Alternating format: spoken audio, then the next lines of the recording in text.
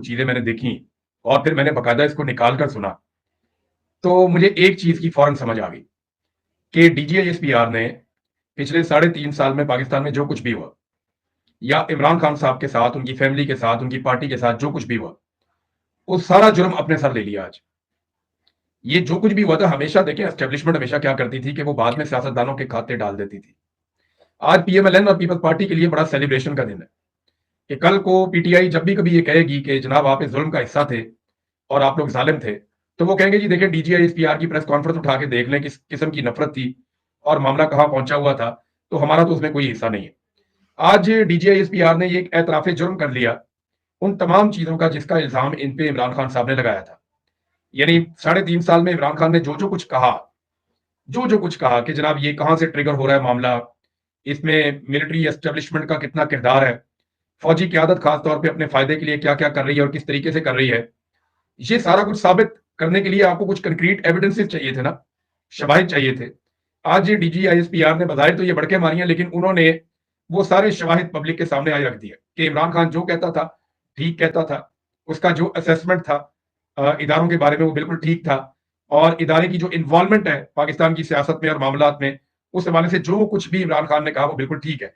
और दूसरा जो इमीडिएटली वो ये है कि इन्होंने सारा एतराफी जुर्म कर दिया और जो किया कराया पिछले 3 साढ़े 3 साल में वो अपने खाते डाल लिया कि जनाब हमने ये किया है। और एक चीज और जो मुझे इससे समझ आई वो ये, यानी इसमें दो पहलू है इसके। एक तो ये है कि देखें ये प्रेस कॉन्फ्रेंस एक हफ्ता पहले भी हो सकती थी, ये एक दिन पहले भी हो सकती थी, लेकिन ये प्रेस कॉन्फ्रेंस की गई एक ऐसे मौके पर जब फील्ड मार्शल आसिम मुनीर साहब को एक्सटेंशन मिलती है। इसका मतलब ये है कि जैसे ही एक्सटेंशन मिली, डीजीआईएसपीआर की जानिब से एक भरपूर नौयत की सियासी प्रेस कॉन्फ्रेंस की गई। तो ये वो सियासत है जो वो एक दिन पहले तक नहीं कर रहे थे या उससे गुरेज कर रहे थे, और एक्सटेंशन मिलने के अगले ही दिन उन्होंने कर दिया। तो ये पैगाम अच्छा नहीं गया पूरी दुनिया के अंदर और पाकिस्तान के अंदर भी। अब ये प्रेस कॉन्फ्रेंस जो है ना ये पीछा करेगी। ये याद रखिएगा, इसमें जो जुमले बोले गए हैं या जो बातें की गई हैं, ये बातें पीछा करेंगी और ये बातें अब नहीं छोड़ेंगी। ये कैमरे का दौर है, कलम के साथ साथ कैमरा भी मौजूद है, और अब मीडिया को आप उस तरह कंट्रोल नहीं कर सकते क्योंकि सोशल मीडिया भी है, ओवरसीज पाकिस्तानी भी है, तो आप सबको तो दबा नहीं सकते। अब जो अमेरिका के अंदर पाकिस्तानी है उनका ट्रांस नेशनल जो रिप्रेशन का एक मामला है, वो उनके वहां कांग्रेसमैन ने उठाया, 44 कांग्रेसमैन ने, तो उसके ऊपर भी पाकिस्तान को अब थोड़ी तवज्जो देनी पड़ेगी। अब ये नहीं होगा कि आप जिसको मर्जी उठा ले और जिसको मर्जी आप बंद कर लें। खासतौर पर जो ओवरसीज पाकिस्तानी है उनके ऊपर दबाव अगर अमेरिका कार्रवाई करता है तो वो कम हो जाएगा जैसे पहले हो रहा था। और एक चीज और समझ आई, जो आखिरी चीज मैं आपको बताऊंगा, वो ये कि ऐसा लगा कि इमरान खान आसाब के मामले में इन सबसे ज्यादा तगड़ा है। यानी पाकिस्तान के इदारे भी आसाब की लड़ाई में इमरान खान से नहीं जीत पाए, और इमरान खान उन्हें जहां लाना चाहता था वहां ले आया। देखिए फास्ट बॉलर जो होता है ना, जो तेज गेंदें करवाता है, जब उसके लिए हालात साजगार ना हो, विकेट साजगार ना हो और बैट्समैन सेट हो जाए, तो फिर वो क्या करता है, वो हर बॉल पे बाउंसर मारता है, वो बैट्समैन को गुस्सा दिलाता है, और जब बैट्समैन गुस्से में आ जाता है तो गलत शॉट खेलते हुए आउट हो जाता है। तो यहां ऐसा लगता है कि इमरान खान ने अपनी जो फास्ट बॉलर वाली इंस्टिंक्ट है उसके जरिए से गुस्सा दिला दिया, और वो गुस्सा आज डीजीआईएसपीआर का नजर आया। देखिए पूरी प्रेस कॉन्फ्रेंस आप सियासी करते हैं और एंड में आप कह देते हैं जी कि फौज को सियासत में ना घसीटे, तो लोग रोटी को चोची तो नहीं कहते ना, लोगों को पता है कि कौन सियासत में आ रहा है और किस ख्वाहिश के साथ आ रहा है कि आज तो उन्होंने मोहर लगा दी। जो कुछ इमरान खान साहब ने कहा उसके ऊपर तस्दीकी मोहर आज डीजीआईएसपीआर ने खुद लगा दी।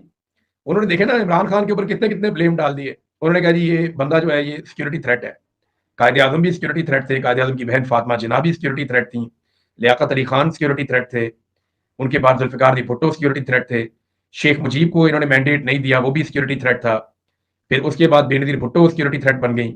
एक दौर में बाचा खान सिक्योरिटी थ्रेट थे, मुफ्ती साहब होते थे वो सिक्योरिटी थ्रेट थे, काजी हुसैन अहमद एक दौर में छोटा सा सिक्योरिटी थ्रेट बन गया था।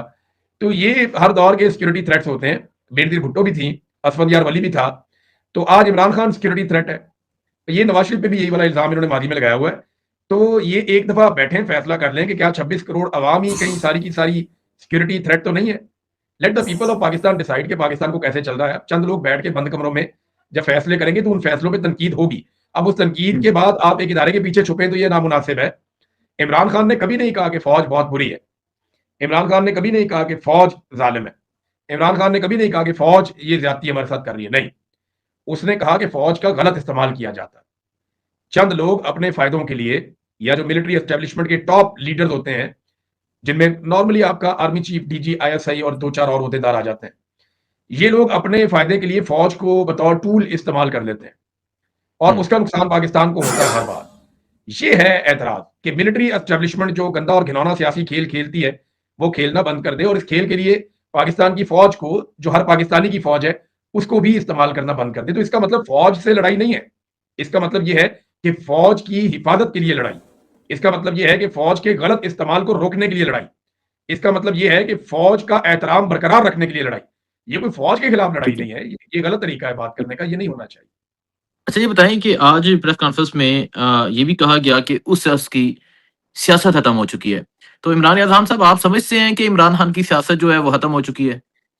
यार एक फील्ड मार्शल को इस्तीफ़ा मिलने से और एक्सटेंशन मिलने से इमरान खान की सियासत खत्म हो जाएगी, ये तो मेरी समझ से बाहर है बात। यानी ये तो मुझे समझ नहीं आती। नवाज़ शरीफ की भी इन्होंने कहा था एक दौर में सियासत खत्म हो गई है। एक दौर में हुँ। ये कहते थे कि ज़रदारी की और बेनज़ीर की सियासत भी खत्म हो गई है। एक दौर में एक जिसकी इन्होंने सियासत खत्म की है ना, वो सारे आज भी सियासत कर रहे हैं। और जो लोग दावे करते थे कि सियासत खत्म हो गई है, वो सारे अपने घरों से सर बाहर नहीं निकाल सकते इस वक़्त। मुझे बताएँ ना इनको, इनको बोलें यहाँ पे लंदन में आ जाए, बर्तानिया में आ जाए, कहीं पे नदीम अंजुम, आके बोले पब्लिक को कि मैं आपसे मिलना चाहता हूँ, तो पब्लिक उन्हें बताएगी ना। या पिछला जो डीजीआईएसपीआर है वो रिटायर हो गया, उसको बोले वो आ जाए जनरल बाबर, आए आकर सामना करे, पाकिस्तानियों का लग पता जाएगा।